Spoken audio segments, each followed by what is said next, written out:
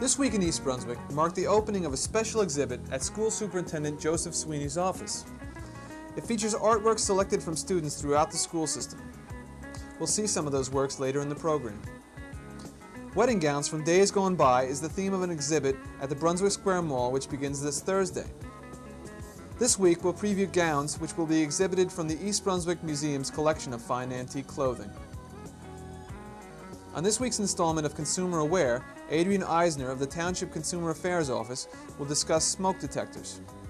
Finally, our weekly review of the Township Council meeting will bring you presentations by the Department of Public Safety on proposed reductions in street lighting and crossing guards, and a discussion on consultants for further investigation of the Wheelabrator Fry Resource Recovery Plant proposal. Superintendent of Schools Dr. Joseph Sweeney often has student artwork on display in his office. But this Sunday, at the artist reception for a special exhibit held in his office, Dr. Sweeney was able to thank several dozen aspiring student artists for their efforts in person.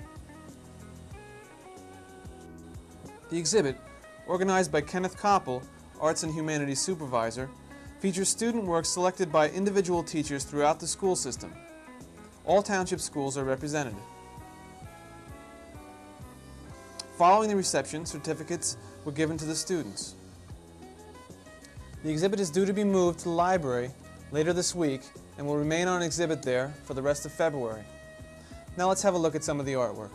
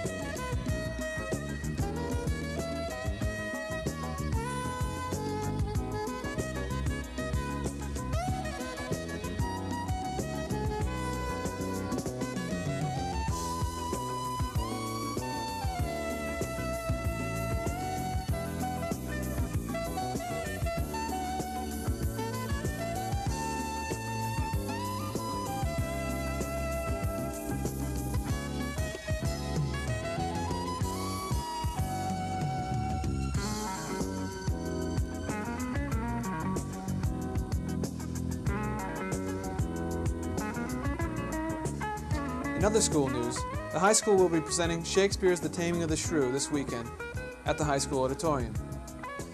Shows will be at 7:30 p.m. February 10th, that's Friday, and 8 p.m. Saturday and Sunday, the 11th and 12th. Tickets are $2 at the door. Senior citizens will be admitted free. Once again, that's Shakespeare's The Taming of the Shrew this weekend, Friday, Saturday, and Sunday at the high school auditorium. Hello, my name is John Runyon, President of the East Brunswick Museum Corporation. It's a great pleasure indeed to be with you to bring you a sneak preview of a show that's going to be at the East Brunswick Square Mall on Route 18 titled Golden Memories, Wedding Fashions from Days Gone By.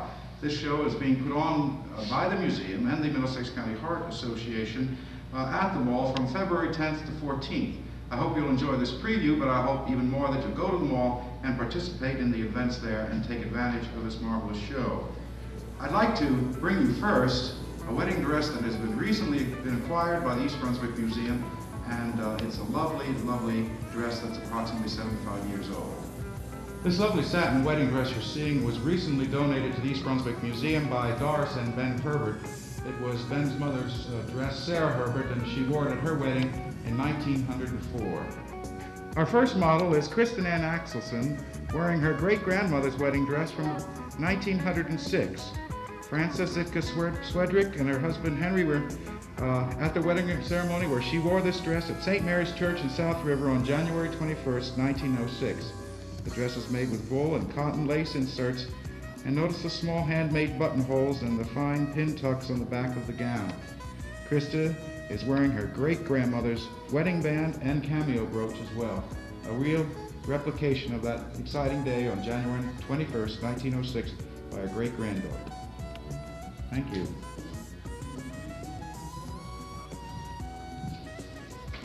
Our next wedding gown is worn by Susan Daniels. This gown was worn at a wedding on December 4, 1908. It belonged to Lucy Helen Green, and is on loan to the East Brunswick Museum by Grace Vogel. It's beautiful and lace overlay, finely detailed. Really lovely, Susan. Thank you. Our next dress is on loan from Thelma Beadle, and it's worn by Pam Lane. It's an absolutely beautiful Irish linen dress. We believe that it was made in Europe and imported to this country for a wedding that took place in 1910. This is on loan from Thelma Beadle. That's one of the most beautiful dresses I think we have. It's one of my favorites. Thank you, Pam. Our next dress is worn by Linda Borsa. This dress is on loan to the museum and was worn at a wedding in about 1920. Notice the trains are a bit more in, and again, it's an overlay. It's just beautiful.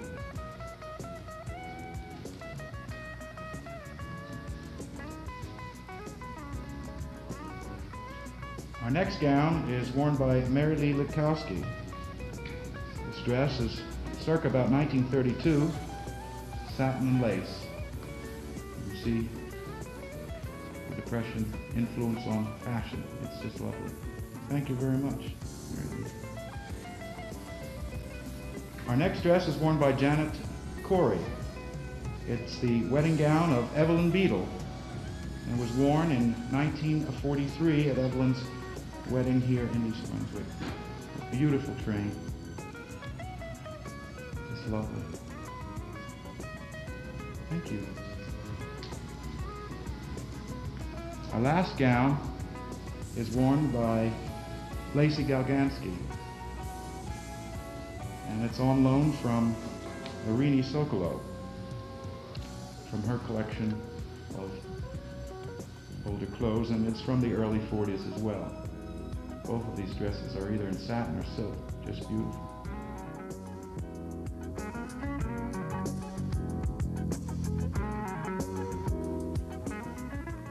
Hello, welcome to Consumer Aware. I'm Adrienne Eisner of the East Brunswick Consumer Affairs Office. Are you one of the people who has thought about buying a smoke detector but then put it off until a later date? If you're not certain whether you should purchase a smoke detector, you may share some of the misconceptions that make many Americans underestimate the dangers of death from nighttime fires. For example, many people think that the smell of smoke will wake them. It might if acrid-smelling smoke were the only thing produced by a household fire. But carbon monoxide is a colorless, odorless, tasteless gas that is produced during combustion and can cause death. If you're asleep when the gas enters your room, chances are you probably will never wake up. Some people think there's usually plenty of time to get out. Possibly, if you are awake and if you have time to round up the members of your family, and if none of them have inhaled too much of the carbon monoxide fumes or smoke before you had a chance to wake up.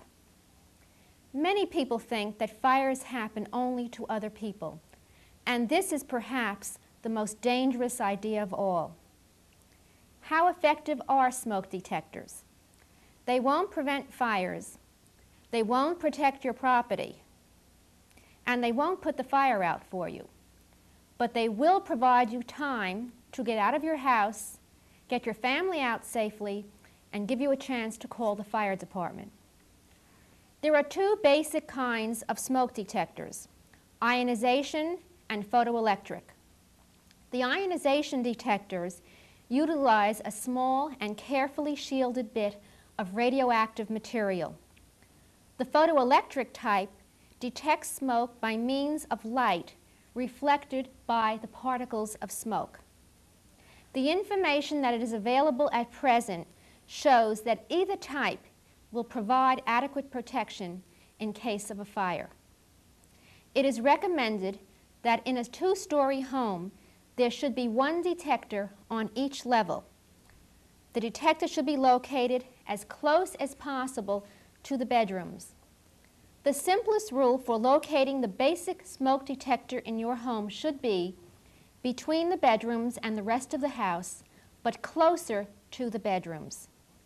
If you are installing multiple detectors, consider putting them near each sleeping area or bedroom and on the basement ceiling near the steps leading to the rest of the house.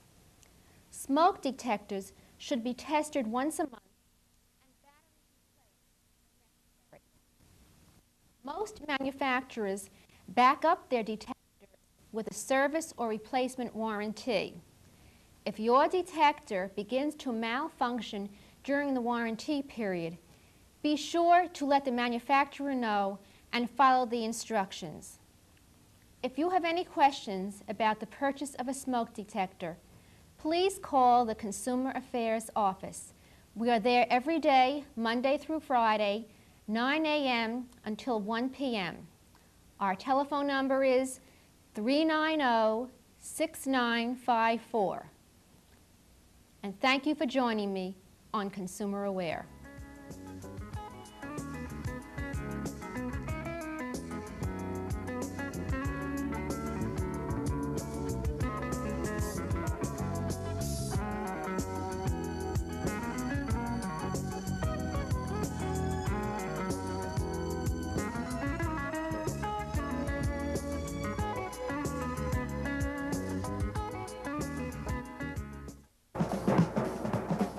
For fun and friends, get going with the Girl Scouts.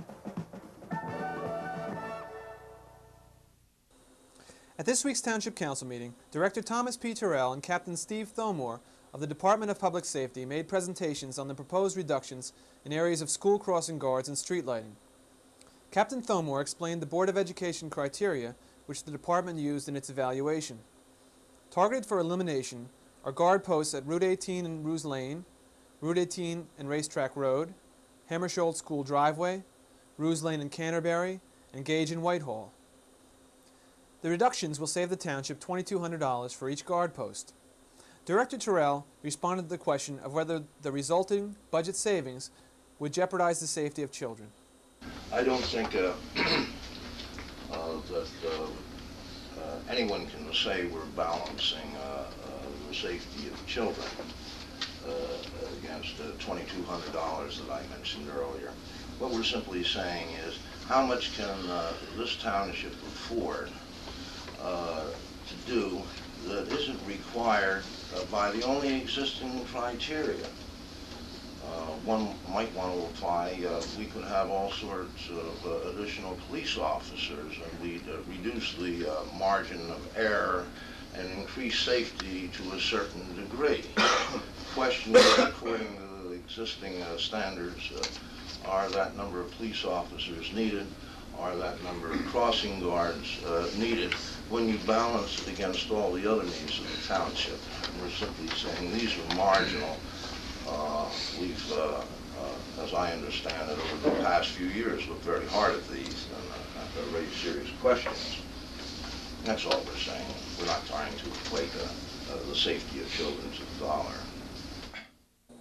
Later, Director Terrell outlined some of the criteria behind the proposal to turn out approximately 500 of the township's 4,500 plus streetlights at an overall savings of approximately $50,000. It started with the assumption that the logical thing to do was to maintain streetlights, at least one covering every intersection in town. Two, where more illumination appeared necessary for traffic and pedestrian safety purposes.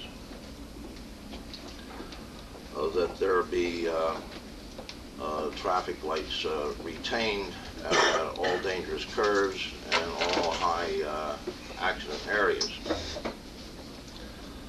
And we propose that this be done on all county roads and major township connectors of the type we're familiar with, and Captain Stone will be prepared to name them. Beyond that, the special conditions were important, as well as the developed area. Was there dense development, or was it less densely populated?